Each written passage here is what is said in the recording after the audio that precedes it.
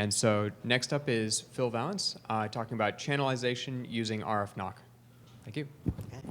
Everybody hear me okay?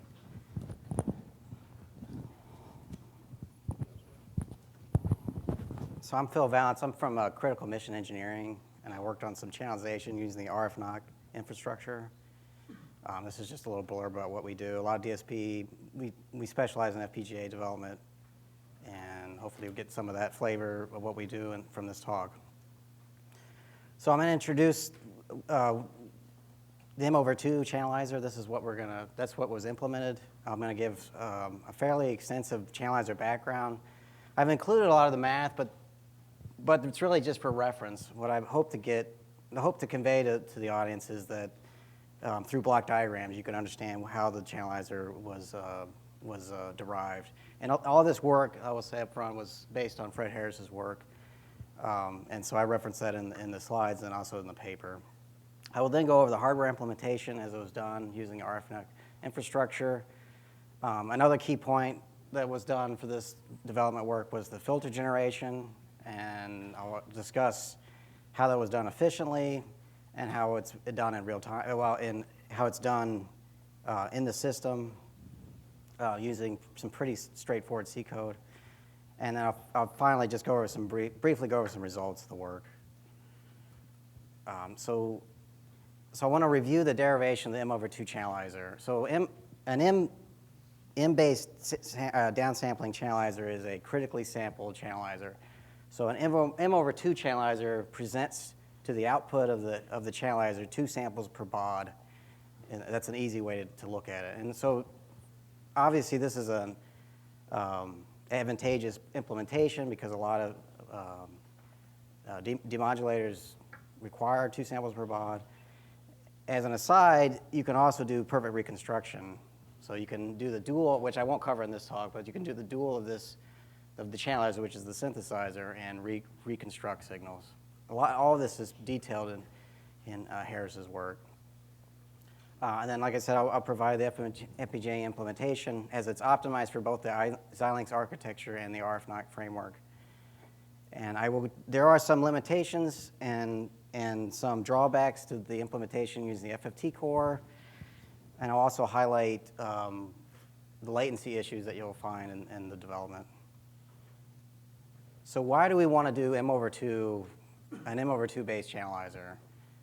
Well, first off, it drastically relaxes the filter transition bandwidth required.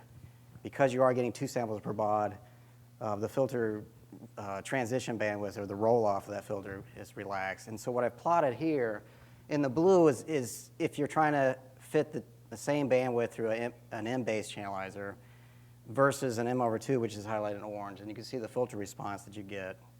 Because you can relax the transition bandwidth requirements, you get much lower stop-band attenuation. And like I highlighted before, also doing the M/2 channelization, it allows for perfect reconstruction. And there's also an efficient implementation of this. So to start off the background of the channelizer, I just want to highlight 2 key areas that the audience should understand. First is the noble identities. So how moving downsampling before and after, say, a filter, how that affects the transfer function. And then time expansion. So when you see the block and it says H to the Z to the N, what does that mean? So on the bottom, on the time expansion, that's what that means. So in this case of a filter, you're taking the filter taps and inserting zeros. In this case, this would be Z to the 3. So if you get these concepts, you can walk through block diagrams and derive the channelizer. You don't actually have to walk through the math, although I would say that's a good thing to do. So to start the channelizer background, I just want to look at a single channel tuner. So in this case, we have an input stream, we have a tuner, we have a baseband filter, and then we downsample the output of that. And so that's a generic single channel tuner. So one thing we can do is swap the tuner with the position of the tuner with the filter. And you'll see that now I have a high pass or I mean a bandpass filter followed by a tuner followed by the downsampler. Well, we can walk the downsampling through the tuner as well.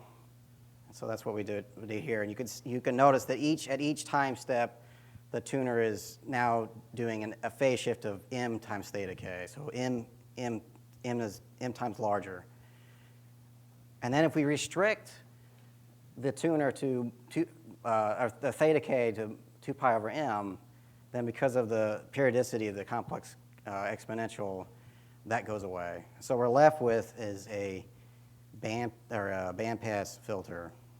So an efficient way of implementing this is a polyphase implementation. So I put the math up here, and I do think if you don't understand this already, that it's good to go off and walk through this and to see that these are identical, right? That this implementation in the polyphase implementation gives you the same transfer function as h to the n z to n. So the one caveat of that is that it's no longer LTI. It's time variant. So taking this equation shown at the bottom into block diagram form gives you this diagram. And so now what we're going to do is use the noble identity and pull that downsampler through the system. So as I pull the downsampler through the bank of filters, you'll notice that the z to the m disappears, and that's from the identity. And so now we have a bank of delays plus the bank of filters plus the adder, and you can walk that through again. And this is, of course, this is the common polyphase implementation that everybody's familiar with.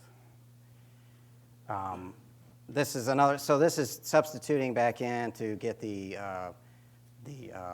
complex exponential into the form, and then this gives you the common polyphase filter bank channelizer, which is shown here. So let's do the same thing with the m/2 implementation. So it's the same transfer function, but now I'm walking, instead of m to 1 downsampling, I'm walking m/2 to 1. And you'll see that the first, as I pull the downsampling through to the bank of filters, you get a z to the squared. So there's filter tab 0, filter tab 0. So keep that in your mind. And again, you walk it through again for the walking through the delay blocks there. This leaves you with this form of the polyphase filter bank.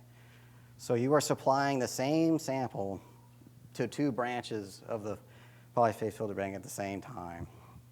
And notice that the lower half of the PFB has the additional delay element. And what this will effectively do is implement a circular shift of m/2 samples. And I'm highlighting that because this needs to be taken care of before feeding the output of the polyphase filter bank into the IFFT.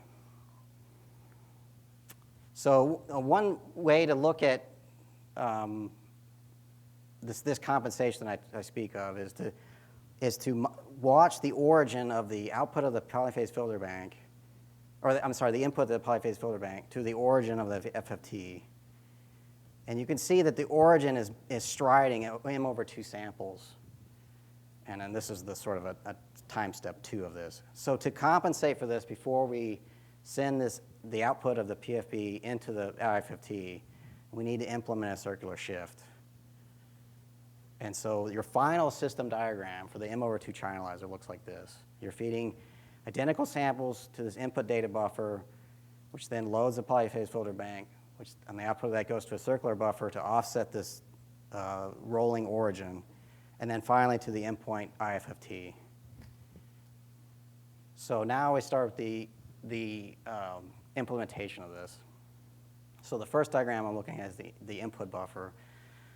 So one of the differences is using RFNoC versus some other SDR platforms is that everything's AXI flow, and so you cannot make assumptions about your data rate into the block. You can't say, well, my system clock runs at 100 megahertz, but I know the A to D is only going to run at half that.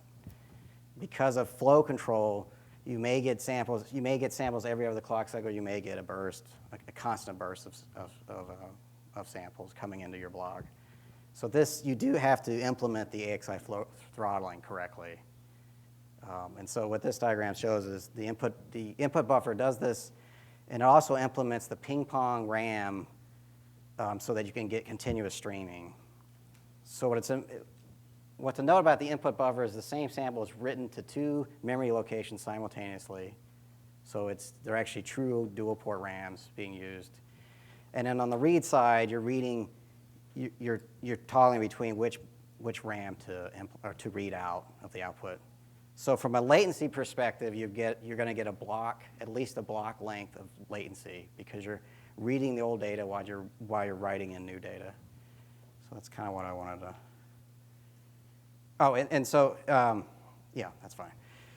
So now I want to discuss the implementation of the Polyphase filter bank. So this is sort of the block diagram view of each filter arm. And so you see the top half, which does not have the extra delay, and the bottom has the extra delay there. And that's all that really signifies.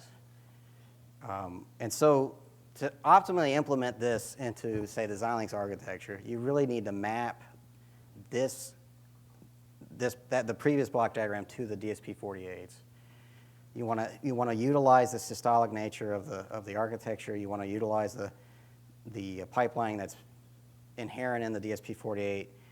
And you want to use the dedicated routing. So the Xilinx architecture gives you dedicated routing resources between DSP-48s. So that's what this. In this case, this is the DSP-48 function that I'm using, right? It can do a lot more than this. This diagram is somewhat confusing, but I just want to highlight a few things. If you go out later, you can actually. All these H's and X's are trying to show you is that the final sum for Y of n is what you expect, right? You follow these delays through, and you get the outcome you should have gotten. So the top row, you'll see the dual port RAMs. This is the delay line, the tap delay line. And so again, in this implementation, you're reading old data while you write new data. And data coming out of the first column, so that DSP-48 running up towards the RAMs, I'll call that the first column and the second column. The output of that first column is being written into the second column. So there's this whole cascading effect of the read and write addresses that flows through the PFB, the Polyphase filter bank. But this is the systolic implementation of the filter bank I showed. And against the other RAM there is the coefficient ROM. I call them ROMs, but obviously for different channelizer lengths, you're writing different coefficients there. And this achieved what I set out to do is achieve a high F max value. This is for the current X series, so of parts, and I haven't tested them. I haven't tested this implementation against newer Xilinx parts. The next block is the circle bar. It's very simpler. I won't spend too much time on this. It's very similar to the input buffer. There's the ping pong RAM so that you can get streaming data flow. And then the read offset, the read pointer is offset by M over 2 samples every block of M samples, and that gives you the circular shifting on the output of the circular buffer. So one of the key issues that I needed to work through using IFFT block was I used the block floating point IFFT. And so what that means, every block of samples coming out of the IFFT gets attached with it is the exponent of those samples. And the advantage of this is that you can get, you maximize the dynamic range of the IFFT. The downside of this, of course, is that each block is independent from the previous block. So you can see how it will kind of act like an AGC depending on the input to the block. Meaning if you got signal there versus you don't have signal there, that exponent moves rapidly. So to compensate for this, I basically averaged the exponent over 64 frames, and so that it diminishes that AGC effect. But the trade-off there is that you need to keep headspace in the output of the FFT, because you can't sort of let it maximize itself and then and say you have the input to the channelizer is basically noise, and it will maximize that input, so give you a large, or maybe it's a small exponent. And then when a signal shows up, you don't have any space to put the data, because when you normalize the exponent, you have to shift the data to do that. So that's what this diagram does here. The next key piece to, of course, all of this was predicated on being able to do dynamically at runtime change the channelizer length. So, and that's restricted to powers of 2, but go from 16 to say 2048 and not reload the FPGA image. So the key part of that is to generate the filter coefficients and then load them at runtime. So I based a lot of this work on and I don't want to butcher his name, on what he did. And this, I have a reference in the document and as well as these slides. And so he's using root raised error functions to generate low-pass filters. And the nice thing about this implementation, it was very easy to implement. There's only really 2 factors: the length of the filter, and then there's this K value that he uses. And I could offline iterate the K value to get the right 6 dB point to give you the right crossover point. And that's both for just if you wanted to do reconstruction, you could use the same filtering technique or filter generation technique.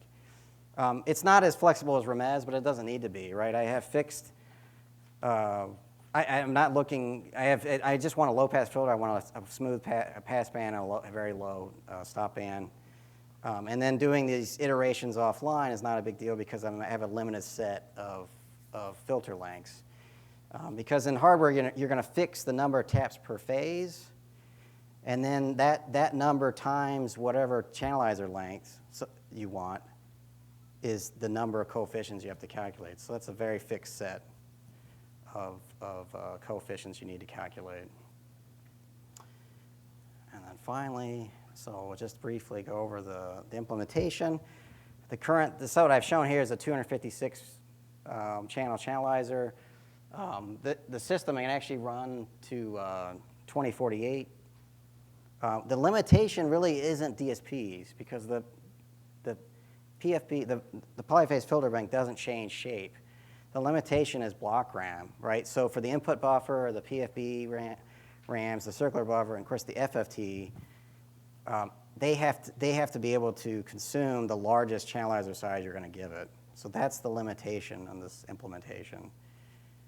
So the blocks you see there, the poly channelizer, the block on the far right, is the software side. It receives the entire frame of channels from hardware, and it also is given the EOB tag to make sure that if the channelizer become unaligned, it can realign itself. And then all that block does is throw away channels that were not requested by the mask. So you input a mask to this channelizer, and it returns those channels to you. The second block from the right is the ChanMux. This contains the block controller. So this does the loading of the coefficients, and all of the register settings get passed through this block. And the tap update, so that small block you see there, is actually Python, a pure Python block that does the filter generation and then sends the message to the ChanMux to have those coefficients sent down to hardware. That block is going away, so I'm moving the Python code into C++ and putting that inside the block controller, so that'll be simplified. And this is just real quick. I mean, I had 3 channels here. I requested 4. One of them's empty, and the 3 other were occupied. And I did some dynamic range testing, and it all performed as expected. And of course, your dynamic range is limited by the headspace you retain. So some of the things that are drawbacks to this, you are limited with using RFNoC infrastructure as is. I didn't try to do a tailored implementation of any sort. But the word size, you're limited to 16-bit INQ. And that's generally fine, but if you're doing a very large channelizer, meaning that means that each channel is very narrow band, and you actually may want more than 16-bit IQ samples for that. And like I said, you know, I'm moving the tap update to C++. And I think that's it. Really, yeah. And also the word size, if we can increase that, then the retaining, say, 5 bits for headspace isn't as detrimental to the overall system performance. That's all I have. Any questions? Uh-oh. All right. That's it. Well, thank you very much.